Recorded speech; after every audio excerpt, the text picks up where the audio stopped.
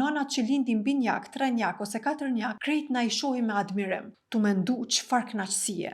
Realisht edhe është kënaqësi, s'po dyshoj, po s'di sa nalem na me mendu se qysh është ajo nënë mrena vetes, qysh po ndjehet. Rastin e nënës Shqipëri që e pa me 4-njak s'pat kënaqësi më të madhe se me e pa një qift me 4 fëmijë për një herë. Po nuk është bash e lehtë mos me e pas pothuajse as një minutë qetësi. Me i ndru 4 pelena, me ushqy 4 fish, me ofru dashni si nan 4 fish, me pas brengën zemër a janë mirë 4 fish, do thot gjithçka shumëzohet me 4. E krejt kjo është energji fizike e mendore që një nanë me 4-njak e ofron për bebat e veta.